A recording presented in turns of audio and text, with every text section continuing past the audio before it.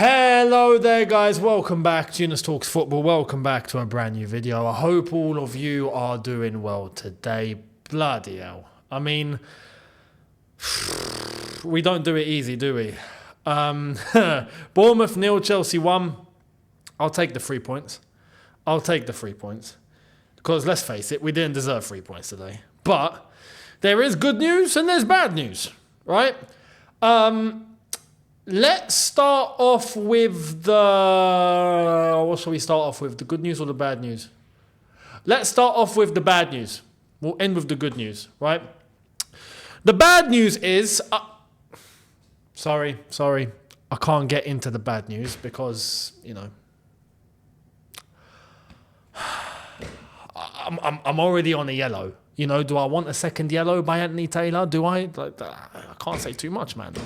If I say anything, he's gonna send me off, isn't he? I'm gonna have to keep my mouth shut. I mean, what was that about? Can I just start off with that? Let's start off with Anthony Taylor. What were you doing?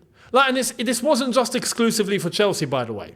Can we just clarify that? Because there's a good chance Cucurella maybe shouldn't have been finishing the game, but. Across the board, what was it? 11 bookings, I think. And it was split. Chelsea had more. I think it was like 6. It was 6-4, I think. 6 Chelsea bookings, 4 Bournemouth bookings.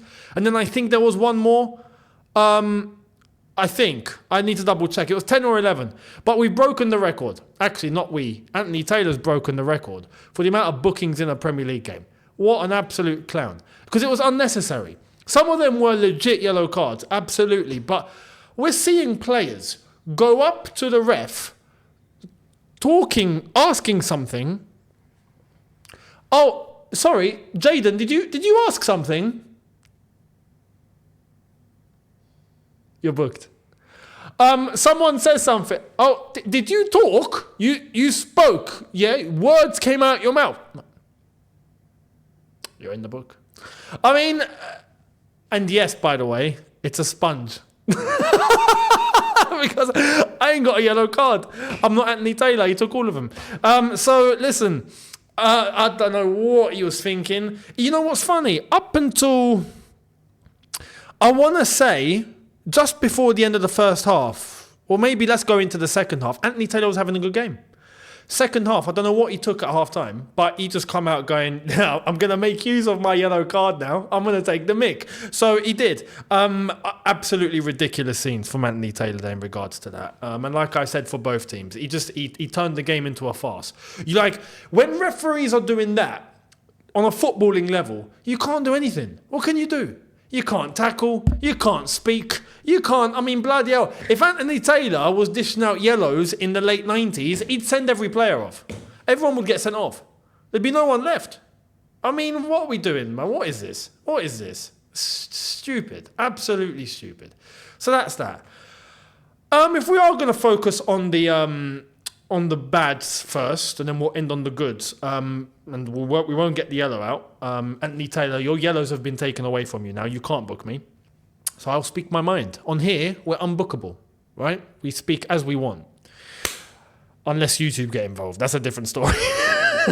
Then I'll have to look for Rumble or something. But we won't do that.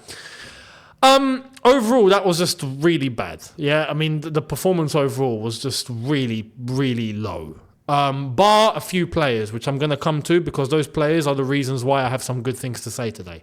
But overall, wow. The bar has been set so low. The level of this team is just... There's some mistakes that are made. I'm like, I don't understand how it's possible at this level. You can't do that. You can't do that, man. You know, some of the defensive frailties... Giving the ball away so carelessly. People are going to come on to Sanchez. And you know me, I don't reckon Sanchez is a number one goalkeeper material. But bloody hell, he got set up. He got absolutely set up. I don't blame Sanchez one bit for the reason why we gave away that penalty. That was all Fofana. Fofana had no business giving the ball in that manner to Sanchez. Sanchez was put in a situation. The mistakes like that, I'm like, whoa. Disasi. Whoa, my God. Oh, my God. I think that's the worst Disasi performance I've seen. Without question. It's terrifying. But some of the mistakes, I mean, I'll give one example. When Disasi was having to run back and then he chose not to because he was waiting for his mate to clean up the mess. I'm sorry, but that's not even acceptable at Sunday League level. That's acceptable at Premier League level? There's some things that are unforgivable. For me, at that level, we're talking at that level, some people may just think, oh no, but they'll just look at it as a football match, as any football match, like a kickabout in their area. It happens. No, it doesn't happen. That does not happen. That's unacceptable. I'm sorry. It doesn't fly. Premier League level. No, unforgivable. You can't do that. We're making those sort of errors. I'm like, what's going on here? What's going on? Some of the passes we're making is going out for a throw. I'm like, oh my God, man. The guy's right in front of you. Can't pass straight. It's just those things really wound me up because it just sums up the level, right? It's shocking. How we weren't 2-0 down by, the 65th, 70th minute? I don't know. Right? And then you could tell Bournemouth were running out of steam. Physically, they were beginning to run out of steam. You could just tell this was another problem. Bournemouth just wanted it. Body language is there. But again, I have to say, and I have to be honest, this is the sort of thing that happens when you got chaos in the club. Right? Is body language begins to look off. Those intangibles begin to disappear. You could just see all the Bournemouth players were getting into every challenge. They were going for every ball. They were running with that energy. They were focused. They were concentrating. They had that chemistry. They were moving the ball quicker. They were just sharper on it. And we weren't. We have that issue, and I think Maresca today, in terms of the setup, I don't think it was suitable. But coming to the good points, which I'm about to come to, is where I think there were a couple of things made amends. And I think we now have a couple of answers, right? Because there needs to be some brutal truths here. Some brutal truths. What else? The rest of the bad things are going to tie in with the good things that I have to say. Because the good things are good things because they corrected some of the bad things, right? So actually, let's get into that.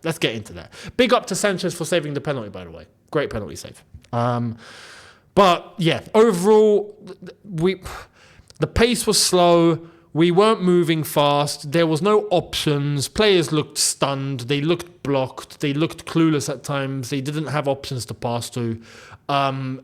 You were questioning whether there was even a system at one point. The whole thing was just dire. It felt like those of you that are familiar and have played, right, Have you played at like Sunday League, first thing in the morning, you get a kickoff time of like 10 a.m., right? And those are the worst ones. Normally you like a kickoff of 11, 11:30. Those are nice. Midday, beautiful. 10 a.m. And you have, by the way, seniors, and you get guys that are showing up with hangovers from the night before, right? And they've barely just made it for kickoff and they can't even run, right? It felt like a bunch of those lads at one point in the game. If you know, you know. It was like that energy was at that level. I'm really baffled. But second half came, we made some subs. Now this is where it gets interesting. Because Sancho came on. We get into the good things now. Sancho just looked levels above everybody. You guys can agree.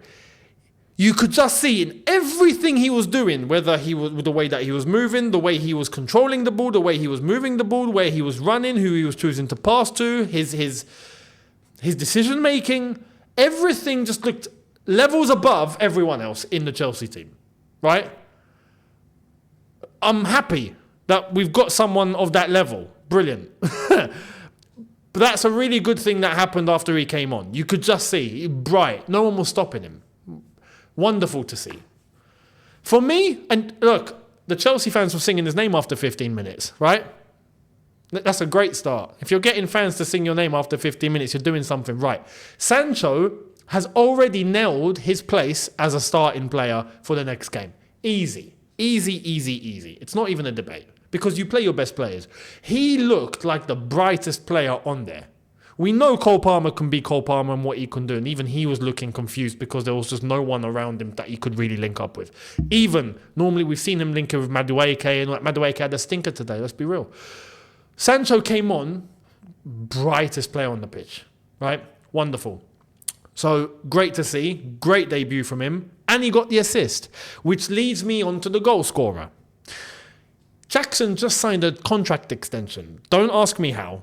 Yeah, some people say he scored 17 goals. And I do want to commend Jackson for what he said after he signed that extension, that he wasn't happy with last season and he reckons he could have done much more. Yeah, great. I'm glad you're not happy, because there was a lot of people saying, oh no, you've got to give Jackson credit. He done really well. Well, he even thinks he didn't do well. Me and Jackson agree on something. Fantastic. But today, he came off, right?